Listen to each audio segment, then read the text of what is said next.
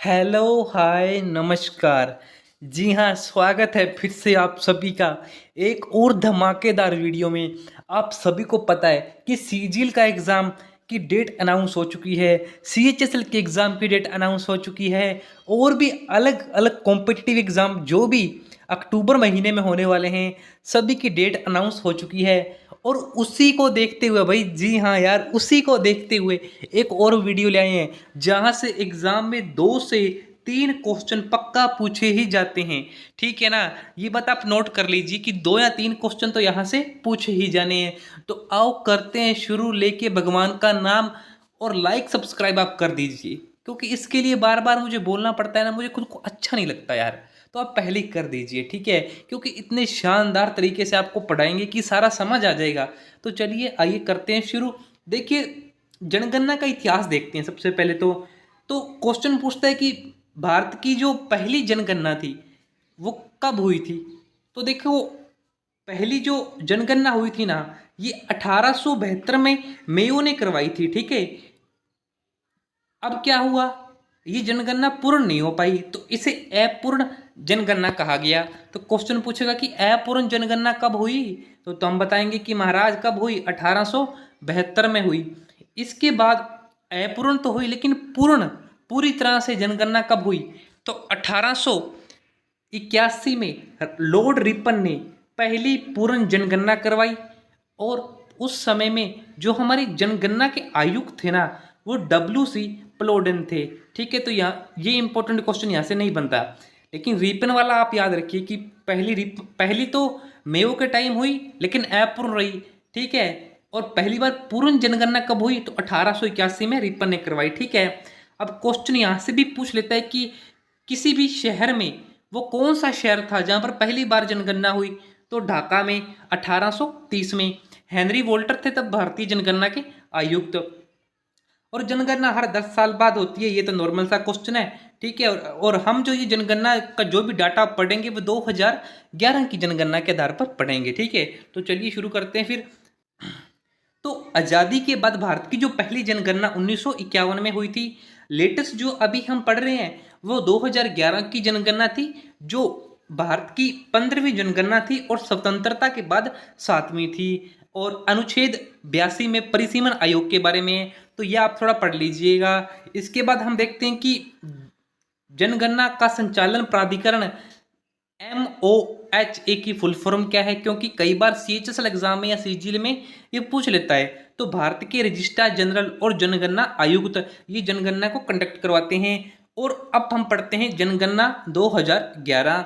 देखिए, registrar general थे ना, वो CM चंद्रमौली थे। ठीक है, कौन थे जो रजिस्टर कर रहे थे, वो CM चंद्रमौली। ठीक है, इसके बाद है कि इसकी थीम क्या थी, किस थीम के आधार पर जनगणना हुई, तो इसकी थीम थी कि हमारी जनगणना हमारा भविष्य। भाई, हमारे बच्चे हैं और हमारे भविष्य, जितने ज़्यादा पैदा करोगे उतना भविष्य खराब हो जाएगा, और जितने कम पैदा करोगे उतने ज़्यादा आपका भविष्य अच्छा हो जाएगा। यही इसकी थीम थी बस।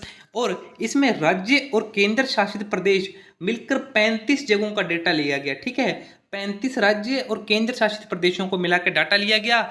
टोटल इसमें 640 जिलों को शामिल किया गया। ठीक है, तो ये तो नॉर्मल सी बातें आपको पता होनी चाहिए। और अब देखते हैं भारत की जनगणना, यहाँ से क्वेश्चन कभी नहीं बनता। ठीक है, ये 1.21 बिलियन है। और भारत की जनगणना इतनी है कि ये USA plus Indonesia plus Pakistan plus Japan plus Bangladesh plus Brazil, इन सभी को मिला देंगे तो भी ये मुश्किल से भारत की जनगणना के बराबर पहुंच पाएंगे। और अब भी मुझे वो वाली मीम याद आती है कि अमेरिका अमेरिका क्या कहता था, क्या हो तुम, आज हम कहते हैं अमेरिका, तू क्या है। तो देखा भारत की पावर, इतने बच्चे पैदा कर दिए कि आज अमेरिका जैसे कितने देश हमसे पीछे फिर रहे हैं अभी। ठीक है ना।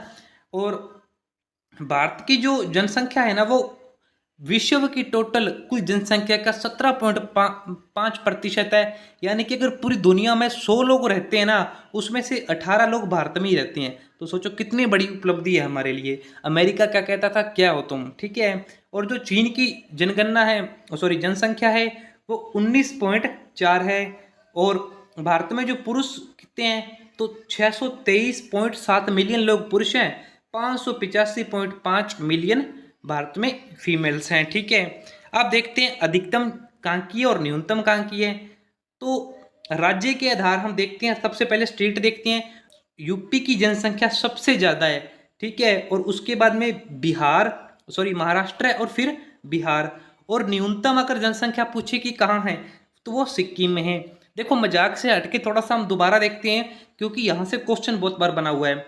अभी आपके, मुझे लगता है कि एनटीपीसी में या उससे पहले ये क्वेश्चन पूछा हुआ था कि देश में किस राज्य की जनसंख्या दूसरे नंबर पर है, तो यहाँ महाराष्ट्र से क्वेश्चन बना हुआ था, ठीक है। पहले पर यूपी, दूसरे पर महाराष्ट्र और तीसरे पर बिहार। और अगर पूछे केंद्र शासित प्रदेश, तो वो दिल्ली है। दिल्ली छोटा सा पैलेस है, लेकिन वहाँ पर बहुत ज़्यादा लोग रहते हैं, ठीक है। और सबसे कम कौन सा केंद्र शासित प्रदेश है जहाँ जनसंख्या है, तो वो लक्षद्वीप है। जिला ये पूछा गया है सीजीएल एग्जाम में बहुत बार ये क्वेश्चन, कि जो जिला है ना, ये महाराष्ट्र के अंदर थाने जिला है। और यानी कि जो मुंबई शहर है, यहाँ की जनसंख्या सबसे ज़्यादा जिले के हिसाब से। और अरुणाचल प्रदेश में दिबांग घाटी की जो जिला है ना, इसकी जनसंख्या सबसे कम है। तो यहाँ से क्वेश्चन बहुत बने हुए हैं, थोड़ा सा देख लीजिएगा। इसके बाद हम बात करते हैं जनसंख्या का वृद्धि दर। तो जनसंख्या 2001 से लेकर 2011 तक 17.64% जो वार्षिक दर वृद्धि दर हुई।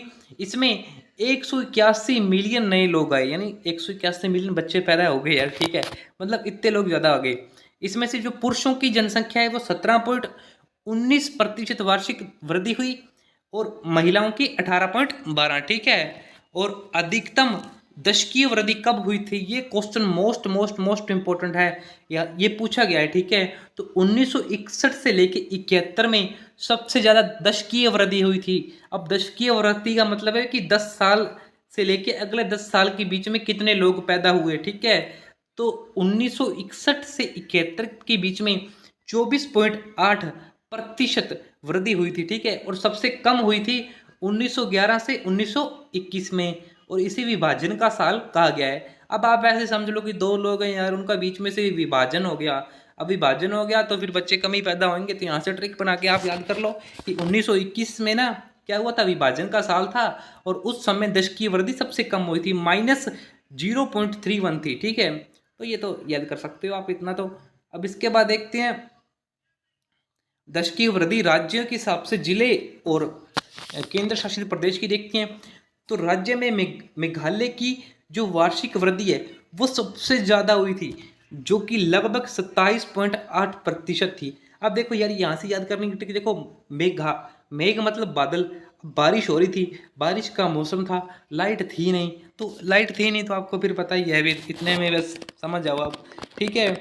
और सबसे कम जो वार्षिक वृद्धि वो नागालैंड में हुई थी, -0.47, और इसके बाद केरल में, ठीक है। तो ये आप याद रखिएगा।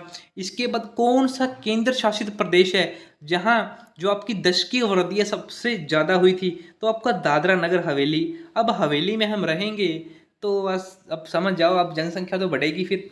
और इसके बाद आपके जिले में देखिए, कुरुंग में अरुणाचल प्रदेश में यहाँ 111% वार्षिक वृद्धि हुई थी, और लोंगलिंग जो कि नागालैंड में है यहाँ सबसे कम हुई थी। अब हम देख लेते हैं बच्चों में, ठीक है।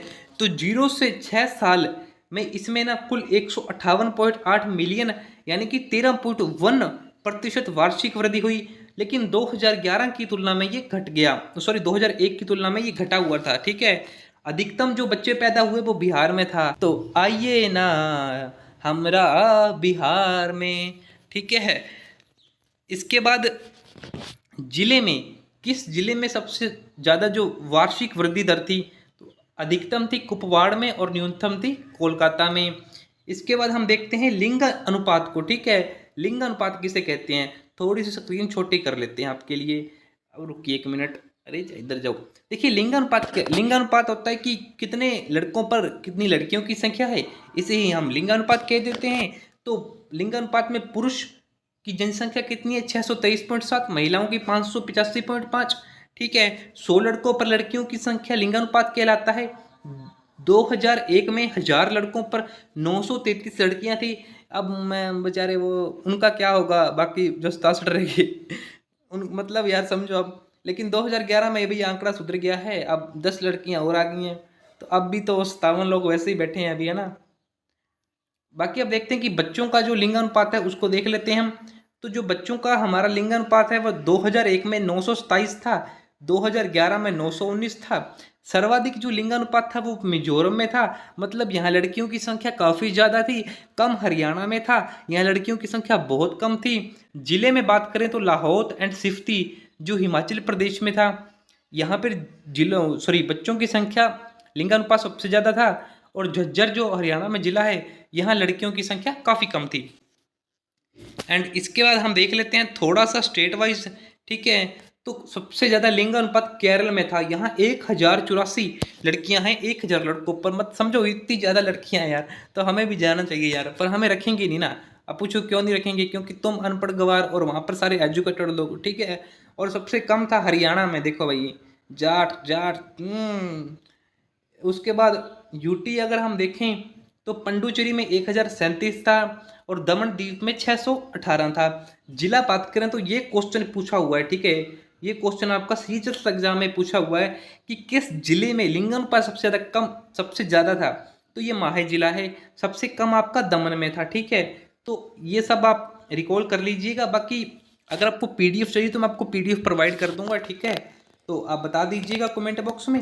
बाकी जो 2-3 टॉपिक पीछे रह गए छोटे छोटे, उनको हम कल कवर कर लेंगे। जैसे कि अगर आपको दिखाई देता हूँ क्या रह गया, एक तो साक्षरता रह गया, एक जनसंख्या घनत्व रह गया, एक शहरी ग्रामीण रह गया, एक जाति के आधार पर कितनी जनसंख्या है, बस खत्म आपका टॉपिक। ये मैंने आपको इतनी स्पीड में पढ़ाया है, पता है क्यों? क्योंकि अब आपको क्या लग रहा है, आप अब मैं आपको पूरा खोल के पढ़ाऊँ? खोल के नहीं पढ़ूंगा, ये सिर्फ क्विक रिवीजन है आपके लिए, ठीक है ना।